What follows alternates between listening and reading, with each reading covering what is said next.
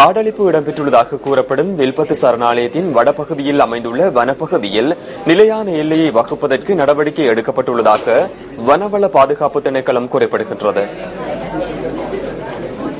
தேவையற்ற காடழிப்பை தடுப்பதும் திணைக்களத்திற்குட்பட்ட எல்லைகளை பாதுகாப்பதுமே இதற்கான முக்கிய நோக்கம் என வனவள பாதுகாப்பு ஆணையாளர் அனுர சதுரசிங்க கூறினார்.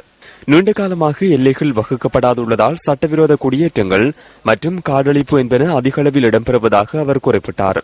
எல்லைகள் வகுக்கப்பட்டு தூண்கள் அமைக்கப்படும் பட்சத்தில் அந்த வனப்பகுதிகள் அரசாங்கத்திற்கு சொந்தமானவை என்பதனை மக்கள் இலகுவாக அடையாளம் காண முடியும் எனவும் வனவள பாதுகாப்பு ஆணையாளர் அனுர சதுரசிங்க மேலும் கூறினார். இதேவேளை வில்பத்து சரணாலயத்தின் வடபகுதியில் 3000 ஏக்கர் நிலப்பரப்பு தற்போது கையகப்படுத்தப்பட்டுள்ளதாக சூழலியலாளர் சஜீவ சாமிகர சுட்டிக்காட்டியுள்ளார். கல்லாறு பகுதியில் கையகப்படுத்தப்பட்டுள்ள அரசுக்கு சொந்தமான இந்த நிலப்பரப்பில் தற்போது சட்டவிரோத குடியேற்றங்கள் அமைக்கப்பட்டுள்ளதாக அவர் தெரிவித்தார்.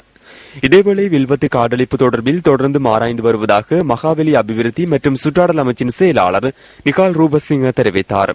தற்போது குடியேற்றங்கள் அமைக்கும் நடவடிக்கை நிறுத்தப்பட்டுள்ளதாகவும் ஜனாதிபதியுடன் கலந்துரையாடியதன் பின்னர் அடுத்த கட்ட நடவடிக்கை தொடர்பில் தீர்மானிக்க உள்ளதாகவும் அவர் குறிப்பிட்டார்.